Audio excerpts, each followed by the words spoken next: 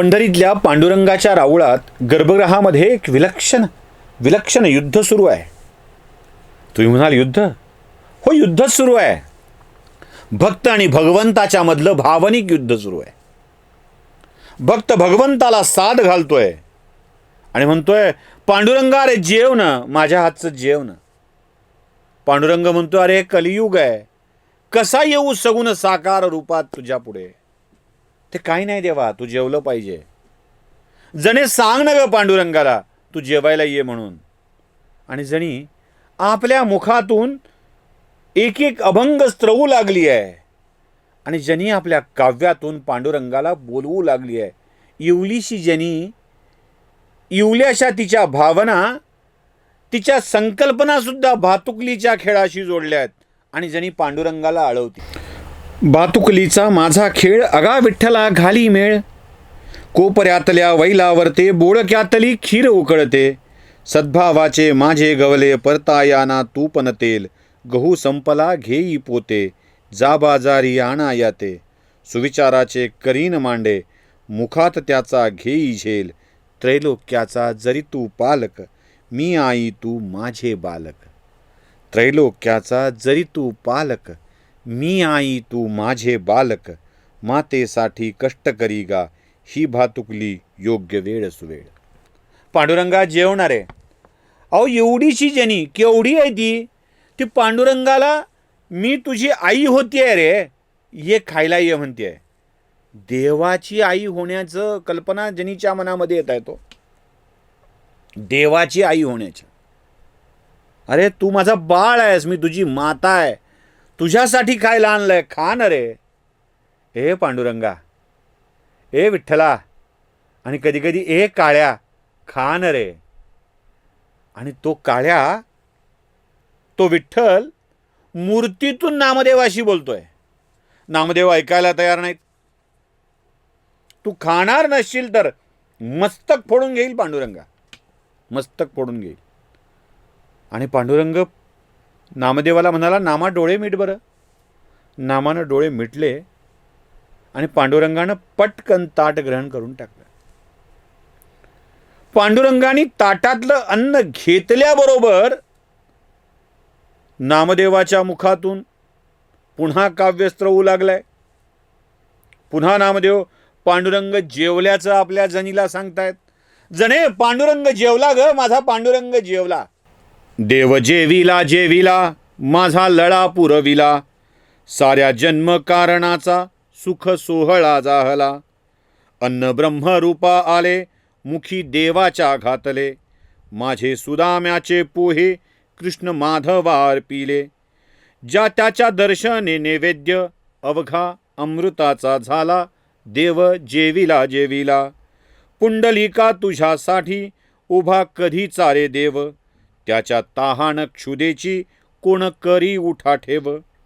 तुझ्या अतिथीचा अंती मीच सन्मान रे केला. देव जेविला जेविला. जैसी गाय पाडसाला स्तन्य आचळाने देते. माझ्या मर्त्य हातालाही रूप आचळाचे येते. माझ्या मर्त्य हातालाही रूप आचळाचे येते. बाळकृष्णाने नैवेद्य स्तन्य मानोनी प्राशिला. देव जेविला जेविला. पांडुरंगाच्या जेवणानंतर आलेल्या या भावनांच्या मधून ना जणी देखील आपल्या टाळांना, दोन दगडांना टाळ समजून पुन्हा पांडुरंग पांडुरंग पांडुरंगाचा जयघोष चालू आहे. माझा पांडुरंग जेवला याच्या आनंदातून हे दोघंही बाहेर यायला तयार नाहीत. नामदेव म्हणतोय, पांडुरंग जेवला खरा आहे. कोणाला खरं वाटेल?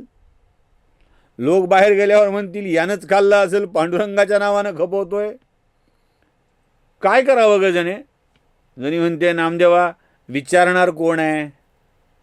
आपल्याला माहिती आहे ना पांडुरंग जेवला. बस एवढंच आपण गृहीत धरायचं. पांडुरंगाने जेवला असंच समजायचं. नामदेवानी काय करावं? मस्त पूजा झालेली होती. पांडुरंगानं जेवला होता. कदाचित एक दोन भाताचे कणसुद्धा पांडुरंगाच्या मुखावर दिसले असतील. नामदेवाने आपले दोन्ही बाल हात पांडुरंगाच्या गालावरती फिरवलेत आणि पांडुरंगाचे आभार मानलेत. पांडुरंगा, अरे तू जेवलास, मला किती बरं वाटलं म्हणून सांगू, आता नेहमी येईना जेवायचं. पांडुरंगाच्या मागे एक वेगळंच काम लागणार होतं. आता हे सोपं नव्हतं होणं. म्हणजे नामदेव बोलायला येणार आणि नामदेवाशी बोलायचं, करणार काय? देवभावाचा भुकेला. कृष्णावतारात त्यांनी सांगितलंय, तो वल्लभा मी कांतो. माझा भक्त माझी भक्ती करेल तर त्याची बायकोही व्हायला तयार आहे. तो अडकलाय वचनांच्या मध्ये. दिल्या घेतल्या वचनांची शपथ तुला आहे. सगळीच प्रेमगीतं भक्तिगीतं म्हणून तर पांडुरंगासाठी म्हणून बघा काय मजा येते बघा. मी नेहमी म्हणतोय की प्रेमगीताला भक्तिगीतं समजूनच म्हणा, आणि त्यातला जो कोणी असतो ना तो पांडुरंग समजा. दिल्या घेतल्या वचनांची शपथ तुला आहे. बकुळीच्या झाडाखाडी फुले वेचताना, बुरबुरता पाऊस होता सोनिया उन्हात, गवतातून चालत होतो मोहुनी मनात. त्या सगळ्या बकुळ फुलांची शपथ तुला आहे पांडुरंगा. त्या सगळ्या बकुळ फुलांची शपथ तुला आहे. ही असली शपथ घातली ना, मनाच्या आपल्या मनाला देहाला बकुळीचं फूल करून त्याच्या चरणी अर्पण कराल ना, आणि म्हणाल या बकुळ फुलांची शपथ तुला आहे, तो ऐकतो. तो ऐकतो. पांडुरंगाच्या मागं नवं काम लागलंय. आता नामदेव येणार, आपल्याला खावं लागणार, सोबत ही जनी येणार. हे दोन असले खतरनाक आहेत की हे जीवच लावतात. ती तर आई व्हायला तयार आहे, हे तर ऐकतच नाही, डोकं फोडून घेतो म्हणताय. बरं, प्रामाणिक भाव आहे हा. म्हणजे उद्या कुणी नामदेवानी जनीनं केलं होतं तसं समजून पंढरपुरात जाऊन पांडुरंगाला जीव घालायचा प्रयत्न करताल तर डोकं फुटल. पांडुरंग काही यायचा नाही का? हा, मग काय आम्ही भावातल्यानं का फरक पडतो? म्हणजे मी गेल तरी माझं डोकं फुटल, पांडुरंग काही यायचा नाही. नामदेवाच्या इतका भाव माझ्या मनात आहे का? नाही आहे. मी परीक्षा बघायला करतोय, येतो का देव? का बरं येत नाही? मग असा कसा येणार नाही? अहो, नामदेवांची भावना, जनाईची जी भावना आहे ना, ती मंदिरात आल्यावरची नाही आहे. आपल्यासारख्या नादान माणसाला तर मंदिराच्या प्रवेशद्वारावर बोर्ड लावावा लागतो, जूतों के साथ अहम यहां उतारिये, बोर्ड लावावा लागतो. आपण मंदिरात जाताना सुद्धा 200 रुपये, 500 रुपये, 1000 रुपये जास्त देऊन लवकर दर्शन करता येईल का बघतो, गर्दीत नाही. मी कोण आहे हे दाखवायचा प्रयत्न असतो. मी जास्त पैसे दिले तर जमेल का? देव मला लवकर दर्शन देईल का? देव नाही, देवाचे दलाल लवकर दर्शन देतील का? शीघ्र दर्शनाचं काय, VIP दर्शनाचं काय, हे असले खुळचट प्रश्न आपण घेतो आणि आपल्यातला अहंकार घेऊन मंदिरात जात असतो. डोकं फोडलं तरी काय, तुझा खिसा फोडला, डोकं फोडलं तरी देव काही येत नसतो देव. त्यासाठी नामदेवन जनी व्हावं लागतं. त्याच्याविषयीची आत्मीय भावना असावी लागते. जनी तर त्याची आई व्हायला निघाली होती ना. त्याला खाऊ घालायला नामदेव माझ्या हाताने तू खा रे बाबा म्हणत होता ना. मी अन्न शिजवतोय त्याच्यासाठी, मी जगतोय त्याच्यासाठी. हा भाव आपल्या मनात जेव्हा येतो ना, तेव्हा देव खायला येतो. मला ते पुन्हा पुन्हा सोपं ते सांगावं म्हणतो, ते पुन्हा मी सांगतो की तुम मीरा के जैसे बुलाते नहीं, यशोदा के जैसे खिलाते नहीं, बेर शबरी के जैसे लाते नहीं. कौन कहता है भगवान आते नहीं, खेलते नहीं, नाचते नहीं. तो भाव तुमच्या मनात आहे का? तुम्ही मीरा झालात कधी? तुम्ही शबरी झालात कधी? तुम्ही यशोदा झालात कधी? तुम्ही त्या गोपिका झालात कधी?